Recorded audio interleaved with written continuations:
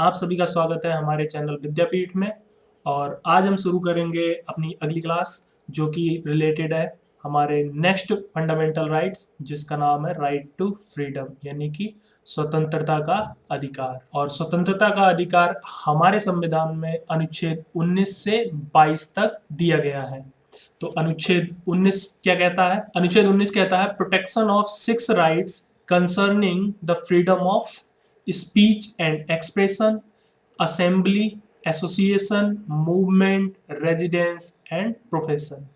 तो अनुच्छेद 19 के तहत सभी नागरिकों को 6 तरह की गारंटी मिली हुई है, जिसमें पहला है स्पीच एंड एक्सप्रेशन, यानी कि वाक एवं अभिव्यक्ति की स्वतंत्रता।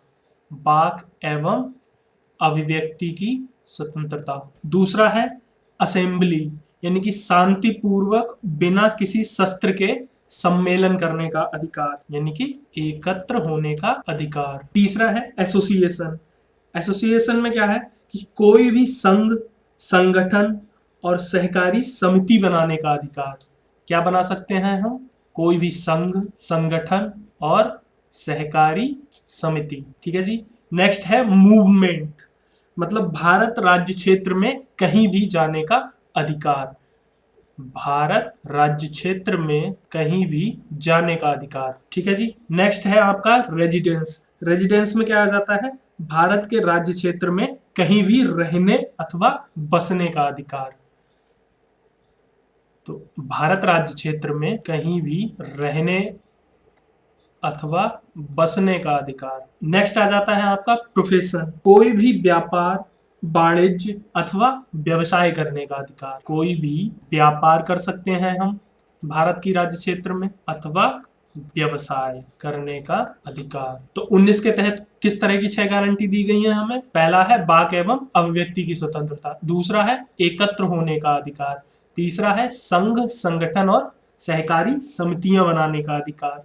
चौथा है मूवमेंट, यानी कि भारत राज्य क्षेत्र में कहीं भी जाने का अधिकार। और पांचवा है रेजिडेंस, भारत राज्य क्षेत्र में कहीं भी रहने अथवा बसने का अधिकार। और छठा आ जाता है आपका प्रोफेशन, यानी कि कोई भी व्यापार, वाणिज्य अथवा व्यवसाय करने का अधिकार। अब वाक एवं अभिव्यक्ति की स्वतंत्रता से बात करें तो इसमें भी हमें कई तरह की स्वतंत्रता मिली हुई है, जैसे कि पहला अपने या किसी अन्य के विचारों को प्रसारित करने का अधिकार है। दूसरा प्रेस की स्वतंत्रता है। तीसरा चुप रहने का अधिकार। चौथा जानने का अधिकार, राइट टू नो, जानने का अधिकार, राइट टू इंफॉर्मेशन 2005। अगला आ जाते हैं हम असेंबली, यानी कि एकत्र होने का अधिकार। तो बिना किसी हथियार के किसी भी सार्वजनिक बैठक में भाग लेने का अधिकार है, सार्वजनिक प्रदर्शन करने का अधिकार है, शांतिपूर्वक संगठित हो सकता है बिना किसी शस्त्र के, ये शर्त है इसकी। ठीक है जी। नेक्स्ट आ जाते हैं हम एसोसिएशन, संघ या संगठन बनाने का अधिकार। भारत का कोई भी नागरिक संघ, संगठन, सहकारी समितियां, प्राइवेट फर्म होती हैं वो बना सकता है, क्लब बना सकता है और व्यापार संगठन भी बना सकता है। नेक्स्ट आ जाता है आपका मूवमेंट। तो मूवमेंट में भारत राज्य क्षेत्र में कहीं भी जाने का अधिकार। भारत का कोई भी नागरिक देश के किसी भी हिस्से में अबाध तरीके से भ्रमण कर सकता है। नेक्स्ट आ जाता है आपका रेजिडेंस, मतलब निवास। तो भारत राज्य क्षेत्र में कहीं भी बसने का अधिकार। भारत का कोई भी नागरिक देश के किसी भी हिस्से में रह सकता है, चाहे वो अस्थायी रूप से रहना हो या स्थायी रूप से रहना हो। फिर आ जाता है आपका प्रोफेशन। प्रोफेशन यानी कि कोई भी व्यापार, वाणिज्य और व्यवसाय करने का अधिकार। इसके तहत भारत का कोई भी नागरिक कोई भी पेशा, व्यवसाय शुरू कर सकता है, किसी भी व्यापार, उद्योग को अपनी पूर्ण या आंशिक सेवाएं प्रदान कर सकता है। ठीक है। आर्टिकल 20 के तहत कौन सा राइट हमको मिला हुआ है? Protection with respect to conviction for offences, मतलब दोष सिद्धि के विरुद्ध अधिकार। इसके अकॉर्डिंग भारत का कोई भी व्यक्ति किसी अपराध के लिए तब तक दोष सिद्ध नहीं किया जा सकता जब तक कि उसने ऐसा कार्य करने के समय जो अपराध के रूप में आरोपित है उस समय किसी भी विधि का अतिक्रमण नहीं किया है। या फिर उससे अधिक दंड का भागी नहीं होगा जो उस अपराध के समय लागू विधि थी। मतलब जो कानून उस अपराध के लिए निश्चित था उससे अधिक दंड का भागी नहीं हो सकता। तो ये अधिकार भी हमको दिया गया है। दोहरे दंड के विरुद्ध भी अधिकार दिया गया है, मतलब किसी भी व्यक्ति को एक अपराध के लिए एक बार से ज्यादा दंडित नहीं किया जा सकता। और किसी भी नागरिक को चाहे उसने अपराध किया हो पर उसको स्वयं अपने विरुद्ध साक्षी बनने के लिए भी बाध्य नहीं किया जा सकता। तो ये किसके तहत दिया गया है हमको? आर्टिकल 20 के तहत। Protection with respect to conviction for offences, दोष सिद्धि के विरुद्ध अधिकार। नेक्स्ट है आर्टिकल 21 के तहत right to life and personal liberty. मतलब राज्य किसी भी व्यक्ति को उसके दैनिक जीवन अथवा दैहिक स्वतंत्रता से वंचित नहीं करेगा।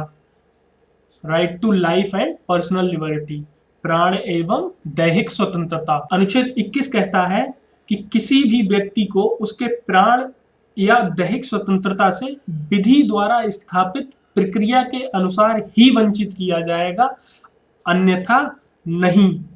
ठीक है, तो 21 के तहत अगर कोई व्यक्ति दोषी है जिसने किसी कानून का उल्लंघन किया है और ऐसी नौबत आ जाती है कि उसको प्राण दंड दिया जाएगा, तो वो है सिर्फ और सिर्फ विधि द्वारा स्थापित प्रक्रिया के द्वारा ही दिया जाएगा, अन्यथा नहीं दिया जा सकता। 21A क्या कहता है? राइट टू एलिमेंट्री एजुकेशन, शिक्षा का अधिकार। तो 21A के तहत दिया गया है हमको शिक्षा का अधिकार। इसके तहत राज्य 6 से लेकर 14 वर्ष तक की उम्र के बच्चों को निःशुल्क एवं अनिवार्य शिक्षा उपलब्ध कराएगा। और इसके तहत संसद ने बच्चों को निःशुल्क एवं अनिवार्य शिक्षा का अधिनियम 2009 पारित किया था। एक विधेयक पारित किया था, राइट टू एजुकेशन। कब पारित हुआ था राइट टू एजुकेशन? 2009 में। ये क्वेश्चन भी आपके एग्जाम में पूछा जा सकता है। अब आ जाते हैं हम आर्टिकल 22 पे। आर्टिकल 22 कहता है protection against arrest and detention in certain cases. Protection against arrest and detention in certain cases, गिरफ्तारी एवं निरुद्धि के विरुद्ध अधिकार। इसकी हिंदी क्या होगी? गिरफ्तारी एवं निरुद्धि के विरुद्ध अधिकार। अगर कोई व्यक्ति को गिरफ्तार करने के लिए पुलिस आती है तो वह गिरफ्तारी के कारण पूछ सकता है कि भैया किस कारण से हमें गिरफ्तार कर रहे हो।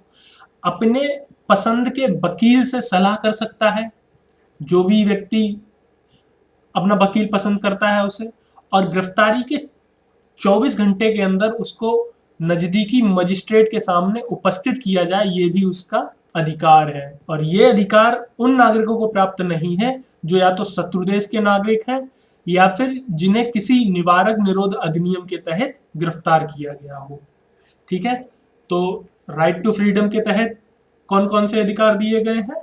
एक तो वाक एवं अभिव्यक्ति की स्वतंत्रता आ जाती है, एकत्र होने का अधिकार आ जाता है, संघ और संगठन बनाने का अधिकार आ जाता है, भारत राज्य क्षेत्र में कहीं भी जाने का अधिकार, भारत के राज्य क्षेत्र में कहीं भी बसने का अधिकार, कोई भी व्यापार वाणिज्य और व्यवसाय शुरू करने का अधिकार, दोष सिद्धि के विरुद्ध अधिकार, प्राण एवं दैहिक स्वतंत्रता। और 21A के तहत शिक्षा का अधिकार, राइट टू एजुकेशन 2009 में पास किया गया था। और गिरफ्तारी एवं निरुद्धि के विरुद्ध अधिकार। ठीक है, आज की क्लास को यहीं पे समाप्त करते हैं। हमारे चैनल विद्यापीठ को सब्सक्राइब कीजिए, लाइक कीजिए और शेयर कीजिए। Thank you.